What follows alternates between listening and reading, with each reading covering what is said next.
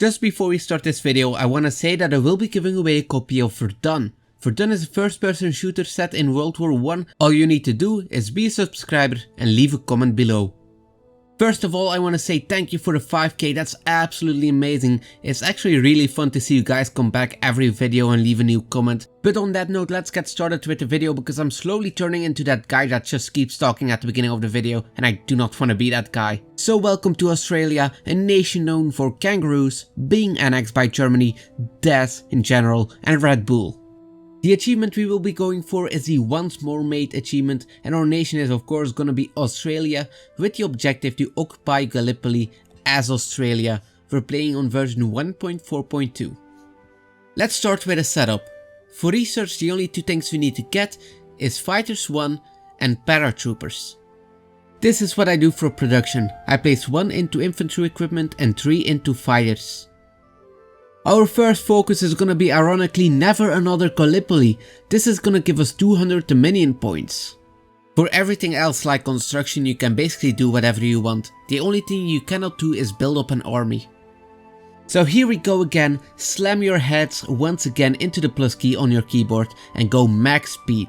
If you did this successfully you will now have a concussion and be able to pick the second focus, abandon the Westminster system. This is gonna give us 5% fascism, 5% communism and daily autonomy progress gain of 1. The next focus will be standard railway. This is just gonna give us some infrastructure.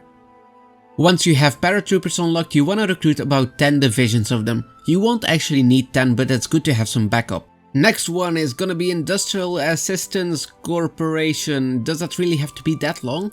It's gonna give you some research bonus, who cares? After that one is done, you will have to wait a couple of days, but then you can pick Empower the Workers. This is gonna give us daily communist support of 0.1 and it's gonna unlock the communist support guy, dude, mate.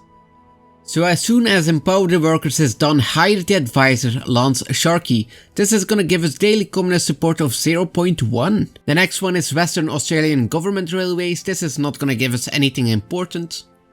Next up, South Australian Housing Trust. This is gonna give us 2 civilian factories. Our next focus will be Delegation to China. This will improve relations with China. I have no idea why this is even in the game. Followed by commitment to the cause. Upon completing this, we will leave the Allies and become independent. Around this point in time you should have 100 plus fighters, which is more than enough, so switch over to transport planes. Focus number 7000, indirect support. Once again, nothing really too important here. You should also become communist as soon as you can. And finally the last focus, join the Comintern. I don't really have to tell you guys what this does, right? So now the fun part finally begins, justify on Turkey and prepare for an airborne invasion. As soon as the justification is done, declare war on Turkey. Of course Romania will join the war as well, so you will have to call in the Soviet Union. Wait until the Soviet Union has dealt with Romania and pushing heavily into Turkey. At this point launch your airborne invasions and just occupy Gallipoli. There should be no defense there. And there you go, achievement complete. So thank you all for watching and thank you for the 5k. Let me know in the comments below what else do you wanna see, and I cannot wait until we reach the 10k, and I just know that's gonna happen soon because I'm Batman.